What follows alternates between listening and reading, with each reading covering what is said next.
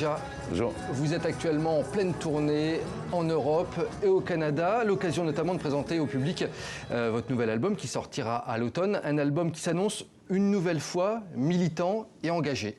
Oui, militant et engagé parce que c'est du reggae. Le reggae doit rester une musique d'éveil de conscience, une musique de combat. Et donc on essaie simplement de suivre le chemin tracé par Bob Marley. Donc moi je me bats pour expliquer les choses, pour donner mon avis sur les choses. Je n'ai pas toujours raison, mais je donne mon avis sur les situations. J'essaie d'attirer la jeunesse, l'attention de la jeunesse vers voilà, du positif pour l'Afrique.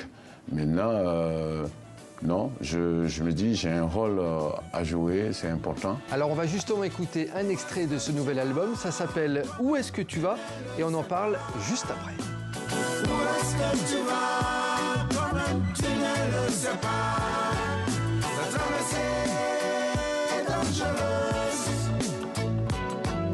La traversée est dangereuse. Si tu savais. Avec ce titre, vous interpellez directement vos compatriotes sur la tragédie des traversées en mer Méditerranée. C'était ça le message de ce titre. Et j'ai eu cette inspiration quand j'ai appris un jour un village de 300 habitants au Mali.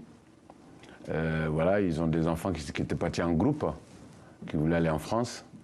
Et il y a eu un naufrage, il y a eu 32 morts dans un petit village de 300 personnes. Donc c'était le deuil total dans le village.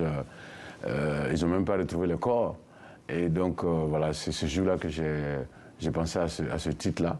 Et voilà, mon message, c'est simplement dire aux jeunes Africains que c'est très très risqué. Très risqué d'aller avec les bateaux de fortune là, que c'est très dangereux. Vous dites être convaincu que l'Afrique est le continent de l'avenir. Quels sont les grands défis, selon vous, qui attendent l'Afrique dans les mois et les années à venir? Mais le premier défi, c'est notre désunion, le fait qu'on est divisé, donc il faudra se battre pour qu'on soit ensemble. Je veux dire que les Africains prennent conscience que l'Afrique unie gagnera tous les combats. Il n'y a que chez nous que tout le monde vient faire du n'importe quoi, parce qu'on est divisé. Et donc, pour moi, les États-Unis d'Afrique, c'est la solution. Je pense que si... Je n'espère pas que ça se fera de mon vivant, hein. Mais si ça se fait un jour, je pense que c'est ce jour-là qu'on va commencer à nous respecter parce qu'on parlera d'une seule voix et on sera respecté au même titre que tous les pays respectés aujourd'hui. Vous dites qu'il faut que l'ancienne génération politique se retire. Comment accélérer justement, selon vous, cette transition sur le continent africain? Je pense que c'est le peuple qui peut exiger ça. Voilà, nous nous adressons au peuple, on dit au peuple, voilà, parce que ces gens, ils n'iront pas si on ne les fait pas partie. Donc, il y a deux manières, soit on descend dans les rues, on dit, bon, allez vous reposer, soit on passe par les élections. On sait que, bon, c'est pas toujours juste les élections en Afrique, mais je pense que le peuple peut jouer un grand rôle, parce que, puisque ces anciens ne veulent pas laisser la place, donc je pense que c'est important de leur dire de partir, d'aller se reposer. Et vous, Tikonja, un engagement politique plus sur le terrain, pas que en musique, ça vous chatouille des fois? Non, pas du tout. Ça vous dit? Pas du tout, pas du tout. On me pose cette question souvent, mais non, je ne suis pas du tout... je pense que je joue un rôle aujourd'hui important avec la musique, le fait d'éveiller les consciences. Vous avez reçu pendant ce festival le prix Nuit d'Afrique pour la francophonie.